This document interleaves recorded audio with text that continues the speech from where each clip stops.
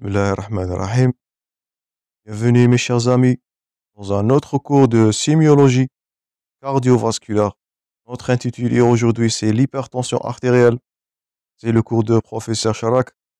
Toujours tous les liens sont disponibles de tous les supports dans la description à télécharger. Je vous invite toujours mes chers amis à abonner pour recevoir ces vidéos durant toute l'année et je demande de votre part le maximum de j'aime et de partage afin que ces vidéos atteignent le maximum des étudiants le plus tôt possible. Donc, notre cours aujourd'hui, c'est très intéressant. C'est un facteur de risque cardiovasculaire majeur, responsable de morbimortalité. Ce cours-là contient des notions primordiales très importantes. Je vous invite à prendre note de tous les points forts qu'on va citer dans ce cours. C'est primordial et bien sûr, ce sont des questions fréquentes des examens. Donc, avant de commencer, premièrement, notez bien, l'hypertension est une cause majeure de mortalité dans le monde. C'est presque de 7 millions de mortalités dans le monde chaque année qui est due à l'hypertension artérielle. Donc vous voyez là la gravité, c'est un tueur majeur, c'est le premier facteur de risque cardiovasculaire et de plusieurs pathologies comme nous allons voir dans le déroulement de ce cours. Donc l'intérêt de la question, 7 millions de mortalités par an dues à l'HTR. Et comme définition, l'hypertension artérielle, ça on a déjà abordé précédemment, c'est une pression artérielle supérieure ou égale à 140 mm/Hg pour la pression systolique bien sûr et 90 mm/Hg pour la pression diastolique. Donc une HTA, une hypertension artérielle, c'est une pression artérielle qui est supérieure ou égale à 140/90. Donc toujours on mesure les deux pressions artérielles. Faites attention, ça nous fait appel au cours de l'examen cardiaque et l'examen vasculaire. Artériel, bien sûr. Une HTA, une hypertension artérielle, c'est une tension, est une pression artérielle supérieure à 140, ça c'est systolique, 90 diastolique. Notez là bien. Mais où c'est lors à 5 visites, faites attention, c'est pas une seule mesure qui va nous poser le diagnostic de l'HTA. Donc faites attention lorsqu'on diagnostique le patient par une hypertension artérielle. L'HTA, c'est une pathologie qui est chronique. On ne pose pas, notez bien, c'est peut-être une question d'examen, on ne pose pas le diagnostic d'une hypertension artérielle après une seule mesure. C'est lors de 5 visites, avec moyennement 2 lectures chaque visite, dans une période de 6 mois. Donc là, il faut faire attention. Il ne faut pas banaliser les définitions et les notions de base. Ce sont primordiales à retenir, bien sûr. Donc, on pose le diagnostic d'une hypertension artérielle, je répète, devant une pression systolique supérieure ou égale à 140 et pression diastolique supérieure ou égale à 90. Donc, il y a deux composantes en HTA, systolique et diastolique. Ça devrait être fait lors de 5 visites. Notez bien, 5 visites avec 2 lectures, en moyenne de 2 lectures par visite. Donc, chaque visite, vous allez mesurer la pression artérielle 2 fois. Dans 5 visites, ils sont dispersés en période de 6 mois. Pourquoi? Lorsqu'on diagnostique le patient d'une hypertension artérielle, il va suivre le traitement à vie. Je répète, il va suivre le traitement à vie. L'hypertension artérielle est une pathologie chronique.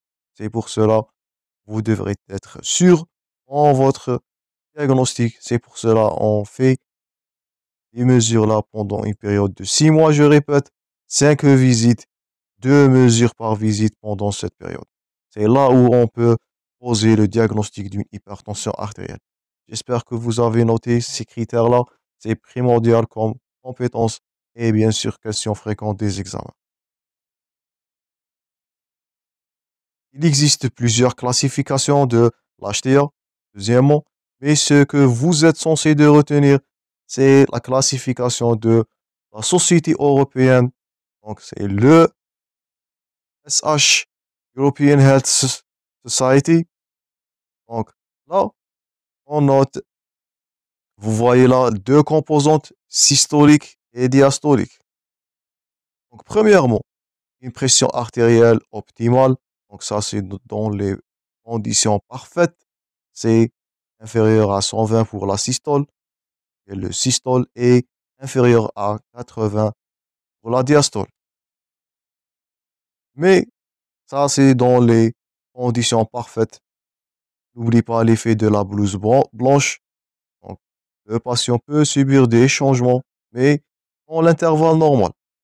Donc, entre 120 et 129 systolique, 80 à 84 diastolique, nous sommes toujours dans l'intervalle normal. Jusqu'au 139 mm mercure pour la systolique. Ça, c'est normal, mais qui est haute. Donc, inférieur, je répète, inférieur à 140. Notez bien ce chiffre-là. Inférieur strictement à 140. Nous sommes dans l'intervalle physiologique. Il existe des notions ou bien des mesures optimales, normales, inférieures à 130 pour la systole, inférieure à 85 pour la diastole. Il existe des valeurs normales hautes, mais ils sont alarmants. Donc, inférieur à 140 pour la systole, inférieur à 90 pour la diastole. Au-delà des deux mesures 140-90, nous sommes dans la pathologie. Donc, ça, c'est normal. Et ces trois mesures-là, c'est ce que vous devez retenir. Vous devez retenir les grades de l'hypertension artérielle selon la Société européenne. Donc, premièrement, je vous invite à prendre note. On a du grade 1. HTA de grade 1. Pression systolique entre 140 et 159. Avec une pression diastolique, faites attention, deux composants toujours entre 90 et 99. Donc, inférieur à 160, inférieur à 100. Ça, c'est du grade 1. Deuxièmement, ça, c'est appelé bien sûr grade 1 qui est une hypertension légère. Deuxièmement, grade 2, hypertension modérée. Donc, entre 160 et 180 strict, inférieur strictement à 180, avec, je répète, avec une pression artérielle diastolique qui est inférieure à 110 strict. Donc, entre 100 et 109. Ça, c'est du grade 2. Le grade 3, l'hypertension artérielle sévère. C'est une pression artérielle morbide, systolique qui est supérieure à 180, diastolique supérieure ou égale bien sûr à 110. Donc vous êtes censé de garder ces mesures-là par cœur. Ce sont des questions fréquentes des examens et ce sont des mesures primordiales pour vous pour donner le stade, le degré et de la sévérité avec les risques cardiovasculaires comme nous allons voir dans la fin de ce cours. Donc, on récapitule, grade 1, inférieur à 160, systolique inférieur à 100, diastolique. Grade 2, entre 160 et 180 strict pour la systole. Et entre 100 à 110 strict, bien sûr, pour la diastole. Le grade 3, le plus sévère, le plus grave, c'est au-delà de 180 pour la systole et de 110 pour la diastole. Donc ça, ce sont les trois grades de l'hypertension artérielle selon l'organisation européenne. Vous devez les retenir par cœur. Dernière ligne dans ce tableau-là, c'est l'hypertension systolique qui est isolée. Donc parfois, on peut noter une hypertension artérielle qui est seulement systolique, avec une pression diastolique qui est normale. Et ça, c'est évocateur. Je vous invite à prendre note. Une information de plus, ça est très évocateur devant une insuffisance aortique. Et vous allez voir ça avec détail dans le module de cardiologie, Inch'Allah. Donc, 3 grades à retenir, plus en cas d'une hypertension artérielle systolique isolée, faites attention, vous pouvez être devant une insuffisance aortique là, d'une valvulopathie qui est grave.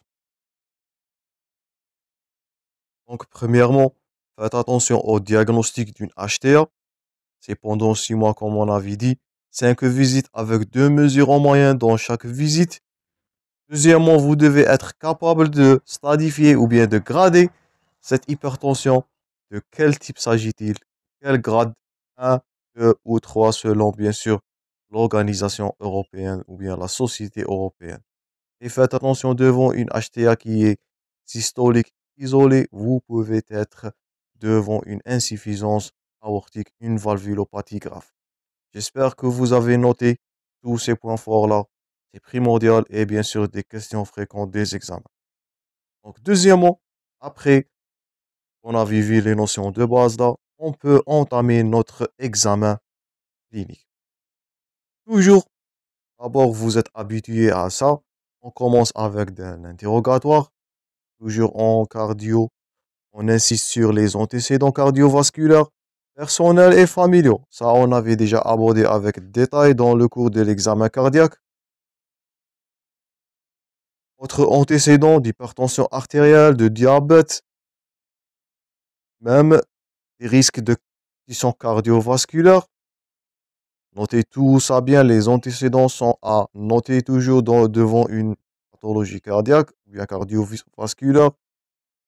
L'examen physique, deuxièmement, après votre interrogatoire, vous allez passer à l'examen physique. Vous allez faire votre prise de tension artérielle. Après que vous faites votre examen, le diagnostic peut être posé comme on avait dit pendant 6 mois.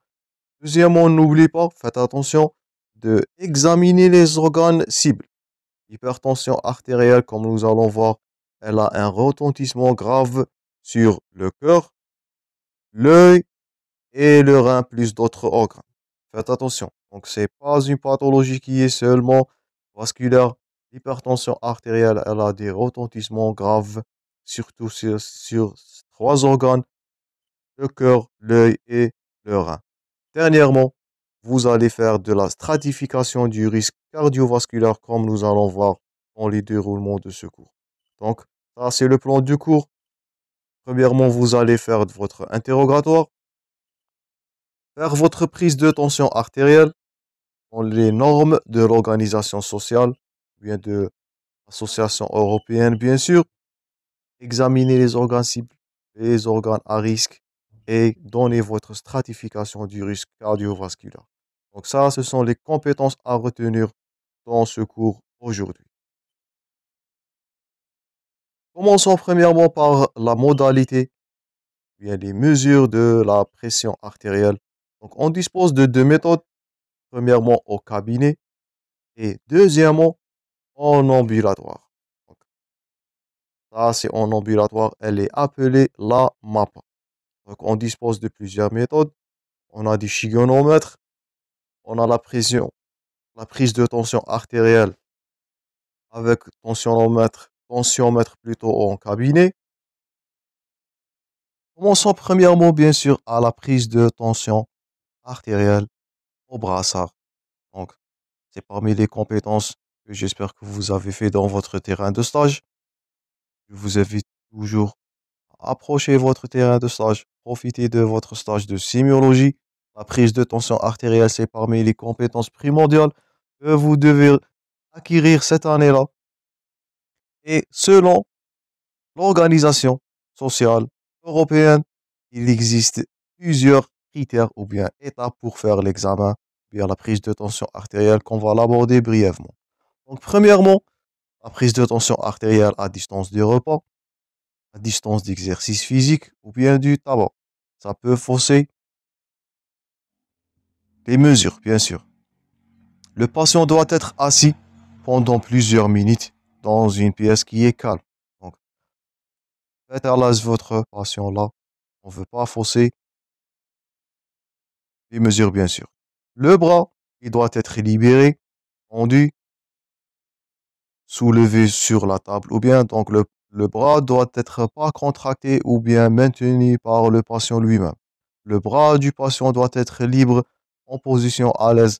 Il faut lâcher du bras pour prendre les mesures Exactement. Donc, quatrièmement, utilisez un brassard gonflable standard pour qui est adapté bien sûr au bras du patient. Il existe des brassards standards, des brassards pour les nouveau-nés, des brassards même larges pour les patients qui sont obèses. Donc faites attention, utilisez le brassard qui est adapté bien sûr au poids et taille du bras du patient bien sûr. Cinquièmement, posez votre brassard à la hauteur du corps. Donc c'est au-delà de 2 cm au-dessus du pli du coude. Donc positionnez bien votre brassard.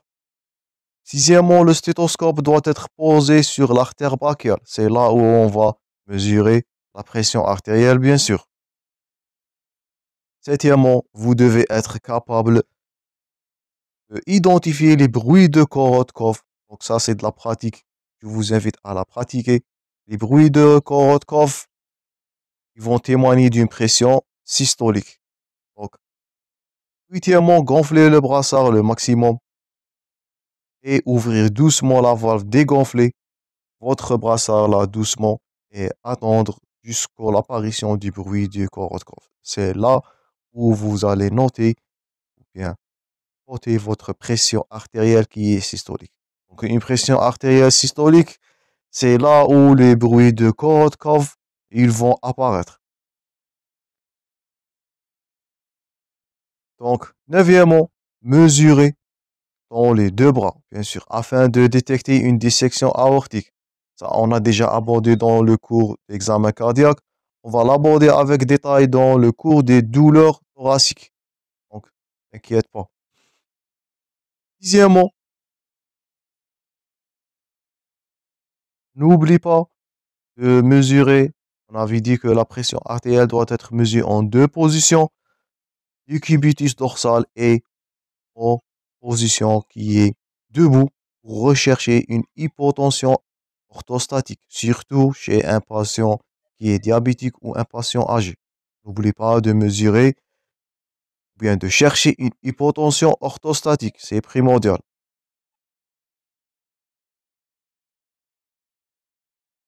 Onzième tiré, mesurez votre fréquence cardiaque par palpation du pouls après la deuxième mesure de la pression artérielle en position de repos. Donc n'oubliez pas de calculer votre fréquence cardiaque, mesurer la fréquence cardiaque simultanément avec de la pression artérielle. Dernièrement, dernier titre, selon l'organisation européenne, bien la Société européenne de l'hypertension, faire ou bien prendre au moins deux mesures espacées de 1 à 2 minutes.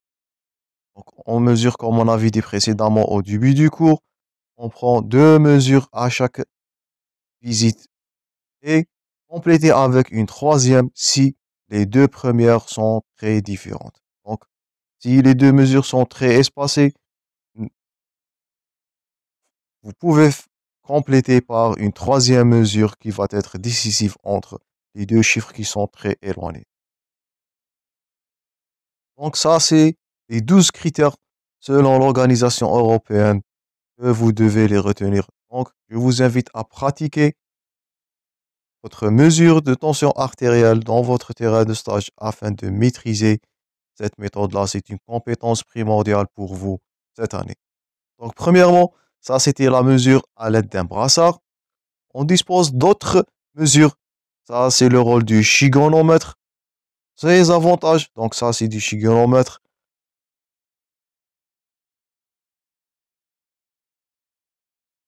Les avantages, c'est qu'il est très fiable, mais les inconvénients, il est coûteux et il est en disparition en raison de l'opposition de l'utilisation du mercure. Donc, le chigomanomètre, il utilise du mercure et le mercure, il est interdit, bien contre-indiqué en pays européen. Donc, le chigomanomètre est en train de disparition là. Donc, notez bien premièrement la mesure à l'aide d'un brassard. Et ce que vous devez retenir deuxièmement, c'est la mesure en ambulatoire grâce au MAPA. Donc ça, c'est primordial pour vous. Donc la MAPA, elle est très utile pour la prise de tension ou bien la mesure de tension artérielle. Donc la MAPA, la mesure en ambulatoire, c'est un appareil de type oscillomètre. Il assure la surveillance automatique de la pression artérielle en ambulatoire chez le patient pendant 24 heures et elle est très utile, notez ça bien, en cas d'effet blouse blanche, en cas de patient qui est inquiété, en cas d'effet blouse blanche, hypertension qui a survenu chez un patient qui est angoissé. Là, on a le recours à la MAPA pour poser le diagnostic. Toujours, on répète, si on pose le diagnostic d'une HTA, c'est du traitement chronique à vie. C'est pour cela on devrait être sûr de notre diagnostic. C'est pour cela on doit utiliser de la MAPA. Et ça, c'est de la MAPA.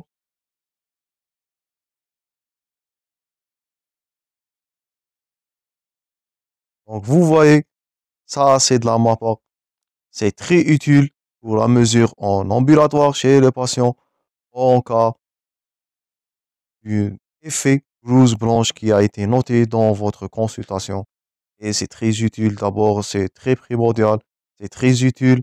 C'est un instrument de certitude. Là, la MAPA, elle va confirmer notre diagnostic d'une hypertension artérielle. Donc, notez les modalités de prise de tension. Peut-être des questions d'examen. On a vu la mesure au brassard, tensiomètre. On a vu deuxièmement la mesure au chigomanomètre. Et troisièmement, la MAPA, la mesure en ambulatoire, donc qui est la plus utile, la plus décisive pour poser le diagnostic d'une hypertension artérielle.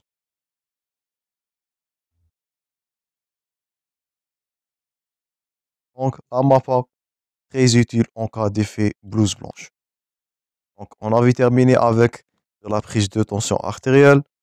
Donc, maintenant, vous allez rechercher les organes cibles. Donc, n'oubliez pas d'examiner les organes cibles qui sont fréquemment atteints au niveau d'une hypertension artérielle. Au niveau du cœur, je vous invite à prendre note maintenant. On peut noter une hypertrophie ventriculaire gauche. Donc, comme examen paraclinique, vous allez prescrire un ECG et un échocardiographie, un écho-cœur pour déceler cette hypertrophie ventriculaire gauche qui est très grave concernant le cœur. Le premier organe atteint, c'est le cœur. Notez bien l'hypertrophie ventriculaire gauche, l'HVG. Deuxièmement, au niveau du rein, donc au niveau d'HTA, le deuxième organe à souffrir, c'est du rein. On peut avoir des néphropathies du secondaire à l'HTA. On peut noter une microalbuminurie et une protéinurie. Et même parfois dans les stades sévères, c'est de l'insuffisance rénale. Donc, vous voyez là le retentissement sur le corps. Et on n'oublie pas l'œil qui est aussi atteint au niveau de l'HTA. On peut avoir d'une rétinopathie secondaire à l'HTA. C'est l'intérêt là de prescrire un fond d'œil pour rechercher les rétinopathies là. Donc, les organes atteints dans l'HTA, faites attention, le cœur, c'est de l'HVG, le rein, la néphropathie secondaire à l'HTA, l'œil, la rétinopathie secondaire à l'HTA, bien sûr. Je vous invite que vous gardez ces étiologies, plutôt ces atteintes-là en tête. Ça peut être des questions fréquentes des examens. Et n'oubliez pas de compléter votre examen par la prescription des examens paracliniques. C'est le cas de l'ECG, l'écho-cœur en cas de suspicion d'atteinte cardiaque. Dosez votre bilan rénal, dosez votre microalbuminurie, les protéinuries, recherchez des néphropathies secondaires et faites votre examen. Le fond d'œil, c'est pas un examen complémentaire. Le fond d'œil fait apparaître de l'examen la cardiaque. Donc, prescrire un fond d'œil pour rechercher une rétinopathie. Donc ça, ce sont les organes qui peuvent être atteints. Donc ça, vous devez les rechercher dans votre examen clinique, c'est primordial. On ne veut pas risquer les atteintes de ces organes-là. Le cœur en HVG, le rein, c'est grave, de la néphropathie et l'œil est une urgence là. On peut, le patient peut subir une perte ou bien une cécité qui est réversible malheureusement. Donc, deuxièmement, faire de l'examen des organes cibles. Dernièrement, complétez votre examen clinique par la stratification des facteurs de risque cardiovasculaire. Donc, les facteurs de risque cardiovasculaire, on l'a déjà abordé précédemment dans le cours de l'examen cardiaque. Donc, précisez votre niveau de pression artérielle, la notion de tabagisme, la dyslipidémie, les, les antécédents de risque cardiovasculaire ou bien d'une mort subite qui est précoce chez les familles et l'obésité, bien sûr, tout ça, ce sont des facteurs de risque cardiovasculaire. Notez bien, s'il existe une atteinte d'un organe cible, ça va être encore et encore un facteur de risque. Le diabète, n'oubliez pas, le risque de diabète, c'est un facteur fragilisant des parois des artères. Et bien sûr, si le patient il a des pathologies médicales associées, ça va être un risque qui est encore surajouté en votre stratification des risques cardiovasculaires. Donc, des médicaments ou bien des pathologies médicales, vasculaires cérébrales, périphériques, cardiaques, rénales, rétiniennes. Donc, tout ça, c'est des facteurs de risque qui sont surajoutés que vous devez le noter pour compléter votre examen clinique. Et dernièrement, vous pouvez classer là les facteurs de risque selon le stade de l'hypertension et les facteurs de risque. Vous voyez là, à chaque fois que un facteur de risque est surajouté, là, le risque, quand vous voyez là en rouge, le risque surajouté, il va être très élevé, même aux valeurs d'une pression artérielle qui sont normales. Donc faites attention, les patients là ne sont pas à traiter de la même façon. Un patient qui n'a aucun facteur de risque ne va pas développer de gravité jusqu'au stade 3 d'une pression artérielle systolique, donc au-delà de 180 mm mercure. Par contre, à chaque fois qu'on note que les facteurs de risque là vont augmenter, le patient va subir un risque surajouté même à faible élévation d'une tension artérielle. Donc les patients ne sont pas à traiter de façon égale. Faites attention, ou bien égale, faites attention. À chaque fois qu'on ajoute un facteur de risque, c'est là le risque qui va être surajouté à une moindre élévation de l'HTA. Et c'est primordial pour maintenir votre pression, bien votre tension artérielle dans la norme, surtout chez les patients avec un risque cardiovasculaire élevé ou bien une maladie cardiovasculaire. J'espère que vous avez retenu le but de cette classification-là. Dernièrement, avant de conclure, vous allez rechercher les causes de l'HTA et faites attention, 95% c'est idiopathique. Donc, elle est appelée aussi l'hypertension essentielle ou bien l'hypertension primaire. Donc, c'est primordial. Et plusieurs théories ont été posées pour déceler l'origine de cette pathologie-là, mais elle reste inconnue jusqu'à maintenant. C'est de l'hypertension essentielle. Parfois, c'est moindre des cas, 5% des cas, ils peuvent être d'une hypertension secondaire. Bien sûr, c'est médicamenteux. On note le rôle de contraceptifs oraux, les corticoïdes, les INS, les troubles rénaux, troubles endocriniens, troubles neurologiques. Association à deux pathologies, là, c'est de la coarctation de l'aorte. Vous allez aborder ça avec détail en module 2. Cardiologie, la grossesse, elle pose un problème d'hypertension artérielle et parfois c'est de la chirurgie. Donc ça, c'est 5% des cas. Elle est dite hypertension qui est secondaire. Mais notez bien, presque 95% des cas, c'est de l'hypertension essentielle. C'est l'hypertension primaire d'origine qui reste jusqu'à maintenant inconnue. Dernier titre, dernière plaque, le traitement bien sûr. Premièrement, faites attention aux mesures hygiéno-diététiques. Donc, lutter contre la sédentarité par l'activité physique. Le tabagisme, lutter contre le tabac, le terrain ou bien l'intoxication alcoolo-tabagique, c'est parmi les risques cardiovasculaires majeurs. Le régime pour diminuer le poids, on note bien le rôle de l'obésité comme on avait vu comme risque cardiovasculaire. Donc, premièrement, lutter contre les facteurs de risque cardiovasculaire par des mesures hygiéno-diététiques. Deuxièmement, en cas d'hypertension artérielle qui est primaire, donc là, on a le recours au traitement médicamenteux et nous allons aborder ça avec détail en module de pharmacologie.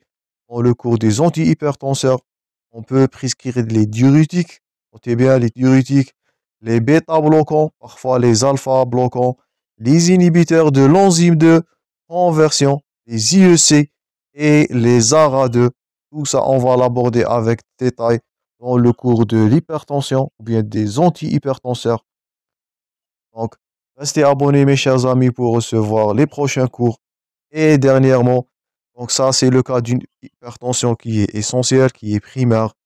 S'il existe une hypertension qui est secondaire, bien sûr, vous devez traiter la cause, vous devez traiter l'étiologie pour rétablir une tension artérielle à sa valeur normale. Donc, ça, c'est tout pour le cours de l'hypertension artérielle. C'est un cours très important, un cours riche en informations. C'est un thème fréquent des questions. Ce sont des compétences que vous êtes censé de retenir et de savoir par cœur, surtout les grades de l'HTA, les facteurs de risque. Et n'oubliez pas, toujours rechercher l'atteinte des organes cibles et stratifier toujours votre hypertension là. Les patients ne sont pas à traiter de façon égale.